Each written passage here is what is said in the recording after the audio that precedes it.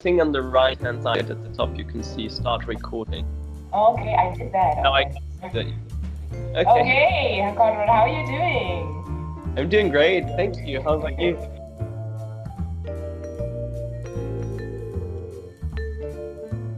So you still in confinement in Poland, or can you already walk and do whatever you want? The So shop. currently it seems to be relaxing a lot, but I don't know where that's taking us, to be honest.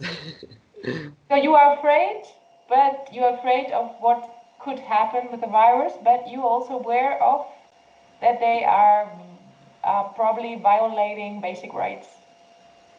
Yeah, so I'm worried about the way it's been handled in the sense of the erosion of personal freedoms, definitely, because I don't think there was a democratic. Okay, so this was unexpected, so it was hard to have, a full democratic process to guide us through it because those things take a long time.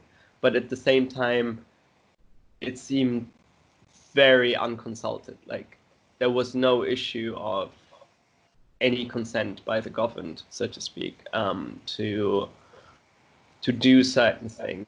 For many things, I think there was general consent of the public, but for many things there wasn't. One of those things in Poland was they closed forests, or you weren't allowed to go on a walk in a national park, which seemed, yeah, a bit too harsh. They did that everywhere, in here as well in Spain. And I don't see really the reason. It's probably because people used to sit down then in a group and probably having a barbecue or whatever. I mean, probably it was that was the reason that now they reopened it here again. But people get really like sick of the situation, and I don't know if how the Polish people how they um, express their protest against the measurements. Yeah, I think a lot of older people who still remember the communist regime and the brutality of it, they are very rebellious, and it's sad to see in the sense that it's exactly those people who could be affected. Like it's not, it's well, it's far less likely that I would get in serious, mm, that I would have serious health issues, but it's much more likely with a person who's 60 or 70. And it's exactly those people who are much more kind of, I think, re traumatized a little bit by the police cars everywhere and just this general atmosphere of distrust. I find that immediately when it started, there was a very strong atmosphere of distrust amongst people against each other, which is kind of sad because you would expect that people would be really collaborative and kind of understanding. There were a lot of people who organized themselves immediately and started working on, producing masks or something like that. Yeah. But you know Uh, that same here in Spain, you would have imagined that there's a lot of solidarity, and it wasn't. I mean, people, the politicians, they talk about people are so solidarian, but it's not true. I see that. I mean, it's and we have here people like with the flags running around with the flags, and there's a rising nationalism. You have that as well in Poland, or against foreigners probably as well. Yeah, so in the beginning there were, I think, so I've heard that there are attacks against people who look Asian, but I mean, these are just newspaper reports. They could be hugely over exaggerating it. I don't know.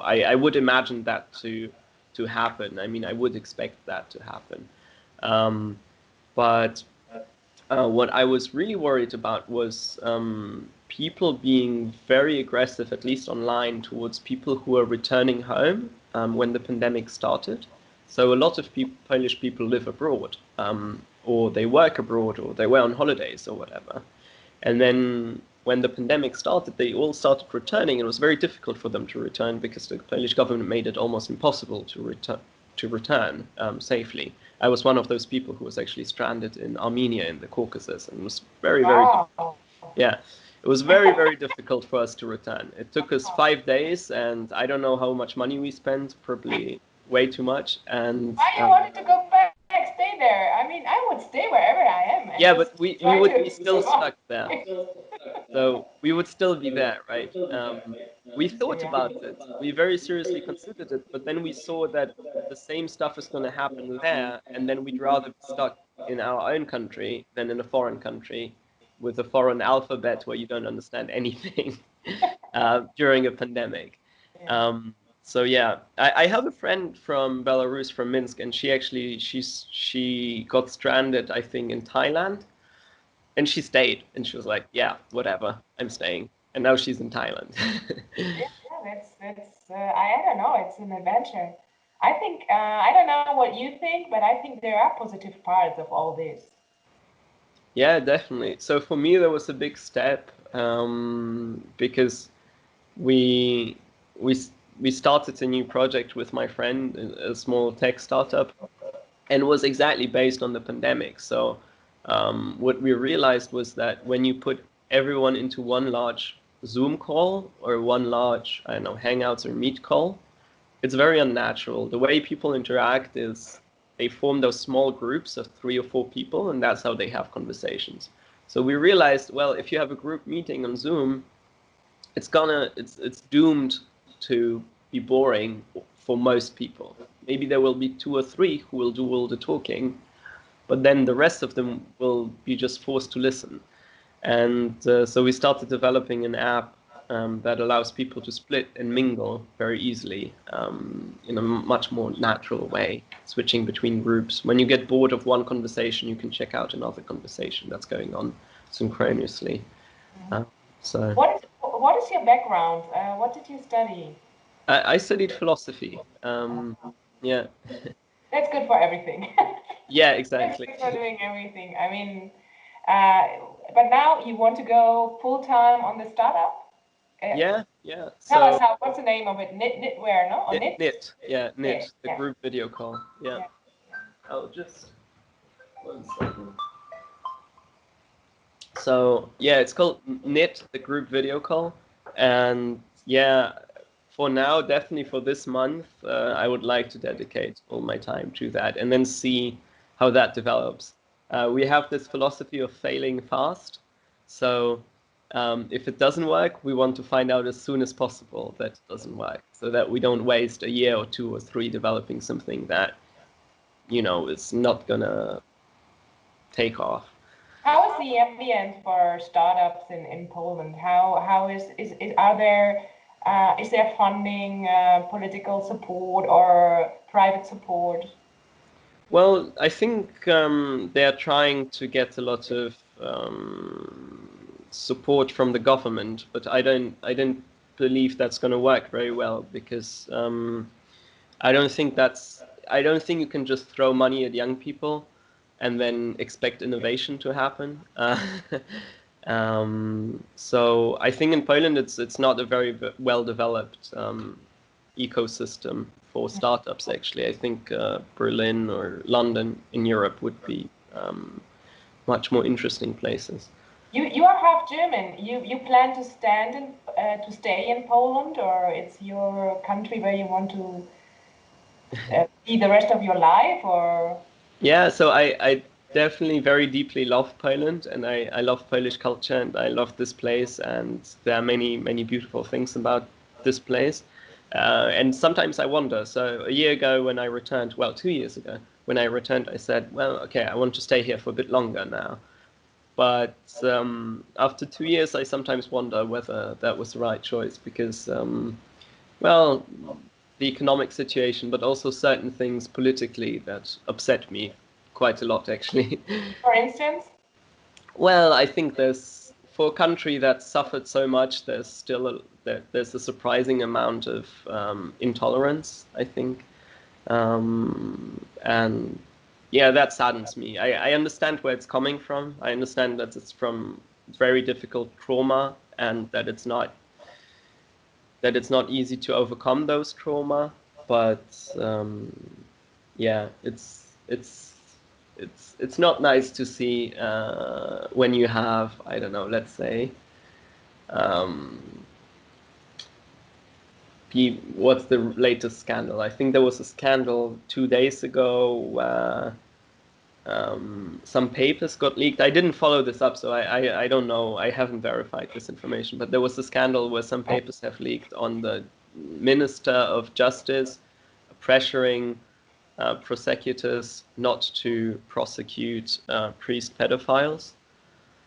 And yes, stuff like that really saddens me. And yeah, I wish we could grow as a community, but make our community a bit stronger and solve those problems internally.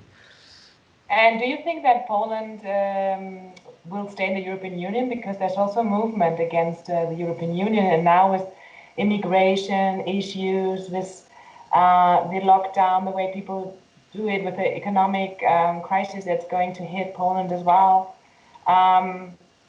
Do you think there's a strong enough movement in favor of Europe, or?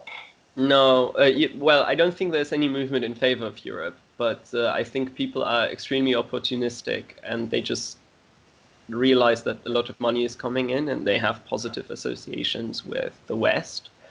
I think most people have much more positive associations with the West, despite the difficult history with Germany, than with the East. And I think the current support for staying in the European Union is something like 85%. So I don't think at any time soon there would be like a very strong movement to go out. And the movement who is actually very Euro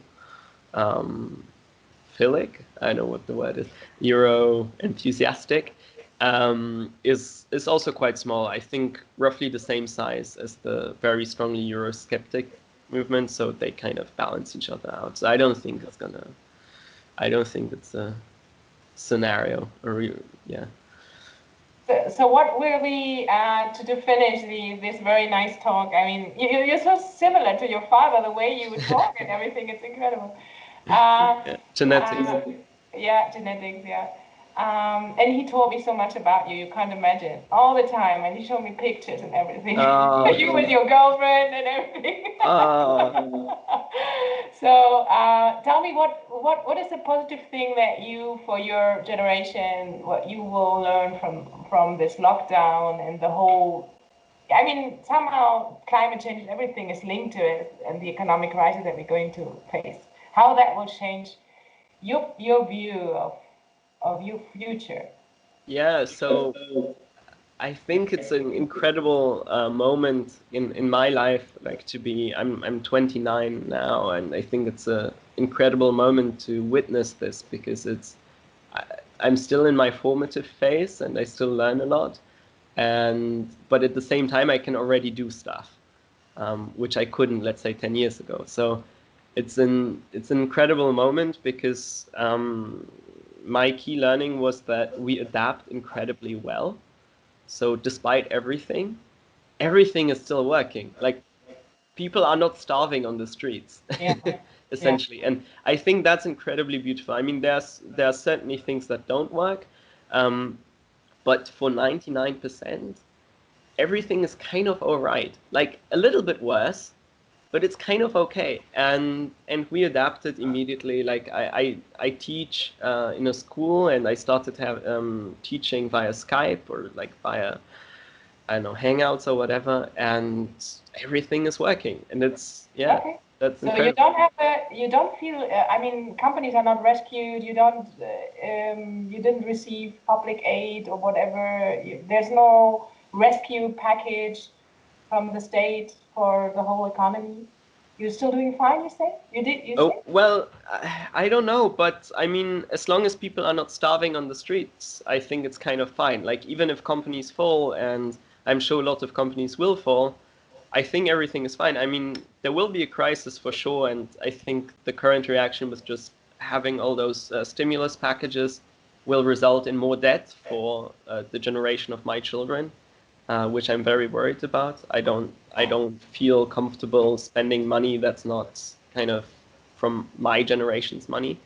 So that, but kind of, yeah, like that's the positive note that Yeah, kind of. Okay, we can't travel, we can't go Yeah, to because rest. you're the Y generation, no? They say they don't need money to be motivated. That there's, Oh you yeah. know, it's very basic things you need. So that's very good. Thank you very much for it's Thank you. it's really good to talk to someone that is um, smiling and positive about the whole thing. I mean, here it's the other way around, and in Germany, I mean, you know, the news in Germany, it's all negative. Okay, thank you very much. Have a great day. Okay. Thank you. Get Thanks so out much. into the woods. Okay. Yeah. You can see then when we edit the video, I will send you the link. Okay. Okay, perfect. Thank Bye you. And bye. I'm actually planning a forest walk today, so yeah. Yeah, you should do that. Okay. Okay. Bye. Bye. You didn't, Konrad, you didn't tell me, are the borders open or not?